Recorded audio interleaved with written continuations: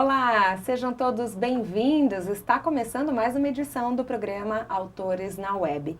Hoje nós vamos conhecer um pouco mais sobre a coleção Apps Língua Portuguesa da editora Ática, aprovada no PNLD 2019.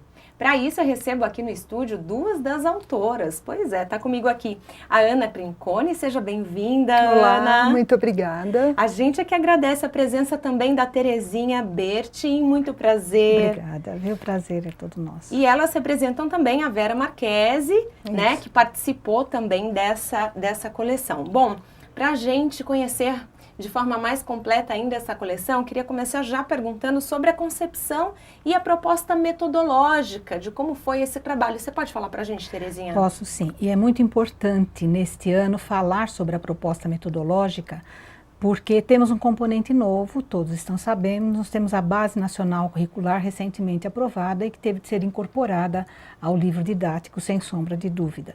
Então, o livro trará muitas das propostas e transformações que a Base Nacional Curricular propôs. Isso é importante e virá sinalizado tudo isso no manual do professor, nas laterais, com detalhamento, orientação metodológica, com sugestões práticas e toda a indicação das habilidades correspondentes para que o professor possa se situar e melhor programar as suas atividades junto com o livro didático. Bom, tem mais alguma novidade? O que a gente pode ver a respeito disso? A gente também vai falar um pouco sobre as mudanças. O que mais a gente pode falar? Um dado que a Base Nacional Curricular traz e enfatiza bastante é a respeito do trabalho com os chamados textos multimodais, os textos que combinam diversas linguagens, a linguagem verbal, não verbal, a linguagem visual, e nós deveríamos também incorporar todas as outras, a gestual, por isso há muita proposta prática acompanhando aquilo que o livro traz. O texto multimodal ou a multimodalidade de linguagem é um dos focos do trabalho em língua portuguesa a partir da BNCC. A multimodalidade aborda, por exemplo, a leitura de gráficos, hoje é um dado que na vida moderna está muito presente, nos jornais, nas revistas, nos sites, e a multimodalidade lida com cores, com imagens, associada às outras coisas que o professor poderá desenvolver na sala, o gesto, o som, a dinâmica toda, né, da imagem em movimento, também compõe o texto, a multimodalidade da linguagem. Nós temos também a seção interpretação, e a interpretação nós sabemos que no Brasil, um dos nossos grandes desafios é que o aluno, que o menino leia bem. Então, a ênfase num trabalho sistemático, cuidadoso, passo a passo, com estratégias de leitura, com estratégias de interpretação de texto, também é um dos focos da nossa coleção. Por isso, nós gostaríamos, quando vocês tiverem oportunidade de analisar a obra, que parem um pouquinho e vejam como é feito esse encaminhamento na formação de um leitor proficiente, de um leitor mais autônomo e um leitor fluente, que é o grande desafio da educação no Brasil atualmente. É legal até você dar essa dica, porque acredito que devam ter várias formas de poder avaliar, de analisar. Ô, Ana, você pode falar para a gente um pouco sobre a estrutura e a organização da coleção? Pois não. Nós pensamos numa estruturação da obra com várias sessões. Então eu vou falar um pouquinho de cada uma. A primeira delas se chama prática de oralidade. É nesse momento em que o aluno terá condições de opinar, de se colocar frente a determinados assuntos, envolvendo sempre competências socioemocionais. É um momento importantíssimo, né, onde o aluno tem a autonomia de falar, onde ele se sinta seguro, onde ele possa colocar seus pontos de vista, ouvir os colegas. E essa sessão tem a conversa em jogo, sempre tratando de algum assunto, alguma atividade relacionada à vivência, ao cotidiano, dia a dia, à ética, que são tão presentes, né, e tão importantes de serem trabalhados. Uma outra sessão que eu gostaria de colocar é a sessão referente Aí Vem. Como a Terezinha falou, o nosso livro parte, né, do texto e parte de gêneros. Então, quando a gente coloca um gênero, normalmente, ao final do livro, nós temos outros textos do mesmo gênero. Então, se o aluno teve um relato pessoal, aí vem relato pessoal, ele terá mais um texto lá no final, numa coletânea. Ali do lado vocês podem ver uma coletânea, essa é do 2º ano, tá? Todos os textos que foram colocados para enriquecer com práticas de letramento, para o professor ampliar esse campo tão importante, né, que é da literatura, que é o campo do contato com a obra literária, tá? Uma outra sessão que eu gostaria de colocar e que essa aqui casa direitinho com o que a Terezinha falou, né? A multimodalidade de linguagem. Nós temos uma sessão específica para isso, onde são trabalhadas outras linguagens. Aqui no caso vocês estão vendo nanquim, aquarela, xilogravura, foto, para que o aluno leia também textos visuais, verbo-visuais, e ele explore fundo, cor, posicionamento, enfim, são outras linguagens muito relacionadas a isso que nós estamos comentando aqui. A importância da multimodalidade, né? São estratégias de leitura diferentes de se ler um texto verbal, por exemplo, e que o aluno precisa dominar para essa leitura diversificada do nosso dia a dia, né? Hoje, quando ele pega um jornal sobre futebol, por exemplo, lá ele tem gráfico, ele tem tabela, ele tem mapa, ele tem cor, ele tem linhas, e são estratégias diferentes de leitura. Bom, eu queria também falar sobre o processo de alfabetização e o estudo sobre a língua. Eu estou encantada com o estilo, essa multimodalidade, porque se para a gente é atrativo, imagina para o aluno, para o professor que vai trabalhar com essa coleção. Você pode falar para a gente também, Terezinha, sobre a questão do processo de alfabetização? Sim, esse é o outro grande desafio que a educação nacional enfrenta, de ter um maior número de alunos plenamente alfabetizados. É um desafio ainda porque nós não temos ainda essa amplitude de pessoas 100% já alfabetizadas no Brasil, e esses desafios têm de ser enfrentados com múltiplas estratégias. Na proposta de nosso livro, essa é uma das ênfases, e o processo de alfabetização, embora ele deva ser mais intensivamente trabalhado, 1º, 2º e 3º ano, nós fazemos um contínuo de sistematização ao longo dos 5 volumes, porque não é um processo que seja nem simples e nem se pode falar que é um processo a curto prazo, mas a médio e longo prazo e com bastante sistematização. Esse processo tem a ver com o estudo sobre a língua. Alfabetizar também é uma forma de estudar a língua.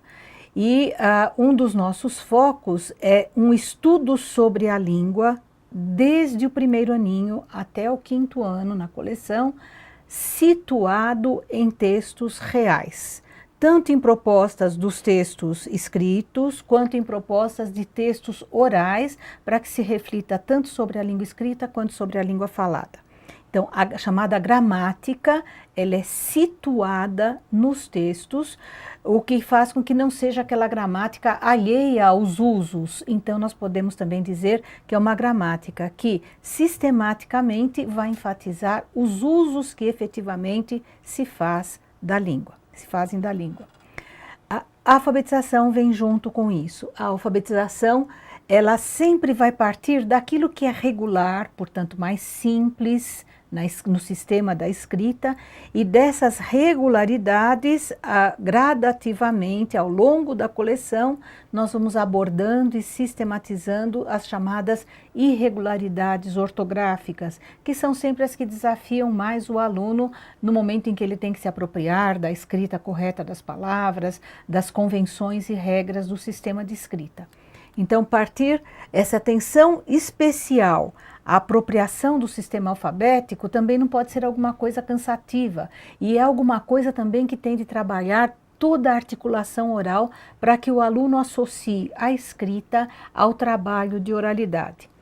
Esta é uma sessão que às vezes pode parecer só brincadeira no livro, Memória em Jogo, mas na verdade ela tem intenção de trabalhar a articulação. Muitas crianças não têm com quem falar no dia a dia e acabam não desenvolvendo a articulação da linguagem. Então é uma sessão que brinca com a palavra, com parlendas, trechos de poemas, cantigas, mas que trabalha a articulação para que isso possa ser associado à apropriação do sistema da escrita. Aqui, por exemplo, é um trava-línguas. Lá vem um trem, dois trens, três trens, um trem trilhando nos trilhos, dois trens troando nas trevas. Um desafio, né? Para não dar nó na língua. Mas é uma brincadeira que nós vamos fazer com as crianças e ao mesmo tempo que nós estivermos brincando, repetindo, desafiando, ela estará associando isso com o que depois ela terá de se apropriar no sistema da escrita. Aprende brincando, né? Bom, nosso tempo está acabando. Ana, queria que você falasse rapidamente sobre a produção textual. Como que ela está sendo trabalhada nessa coleção? Tá. A questão da produção textual, nós didatizamos passo a passo, lembrando sempre das condições de produção. O que vai ser produzido, para quem vai ser produzido, qual é a linguagem, o público-alvo, a intenção. E a produção de texto está sempre ligada ao gênero da leitura. Então, se o gênero trabalhado foi registro de memória, relato pessoal, a produção será relato pessoal. Então, o aluno tem o gênero, ele estuda a interpretação, a construção, a linguagem do texto, ele é alimentado com aquele gênero, mais relato pessoal, e o que ele vai produzir? Relato pessoal.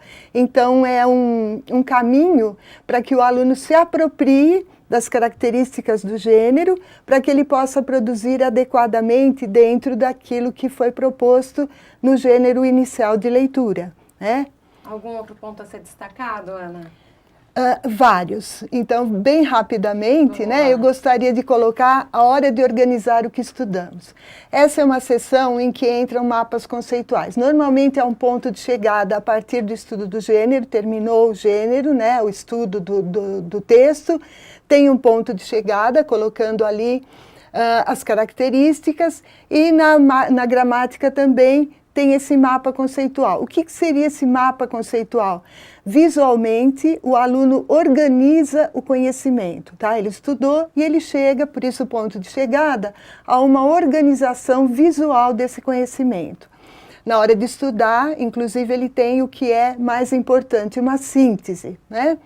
Outro ponto que eu gostaria de colocar é o Assim Também Aprendo, que, embora pareça apenas uma atividade lúdica, ela está sempre ligada a uma abordagem interdisciplinar, com arte, com música, com ciências, com geografia, com as outras áreas do conhecimento. Então, o aluno brinca, faz algumas atividades, mas sempre relacionada com outras áreas do conhecimento.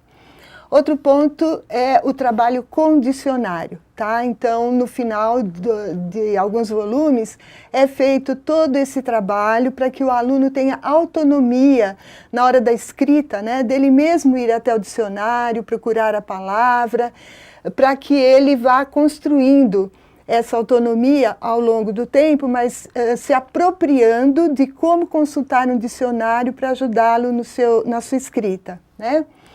A outra coisa que é o nosso ponto primordial, quando eu digo primordial, é porque nós colocamos o aluno em questões realmente de letramento. Na parte de introdução é feito um convite para o aluno ler um livro que vem ao final. Ao final do volume nós temos um livro literário para que o aluno leia e flua, né, para fluir bem essa questão, para se divertir, para ler. Isso tem a ver com os multiletramentos e tem a ver principalmente com a questão de trabalhar bastante, que é muito importante, a questão do campo literário e artístico, né? Isso no primeiro, segundo e primeiro, terceiro segundo ano. E terceiro. Aqui nós estamos vendo do terceiro e aqui eu gostaria de mostrar o do segundo ano. O livro é integral para o aluno, para o professor, e para o professor vem todas as oficinas para que ele, se ele quiser, ele pode complementar essa leitura literária. Eu acho que é isso, que falta alguma coisa, acho que não, né? É claro que a gente teria muito mais do que Sim. falar, o nosso tempo é curto, dá vontade de conversar muito mais sobre isso, né? Queria agradecer mais uma vez a presença de vocês, a oportunidade de conhecer melhor sobre a coleção. Muito Nós obrigada. é que agradecemos e desejamos a todos um bom trabalho. Obrigada Obrigada mesmo. também pela atenção. E olha só, a gente se encontra numa próxima edição aqui do programa. Você continua acompanhando Autores na Web. A gente se vê. Até lá.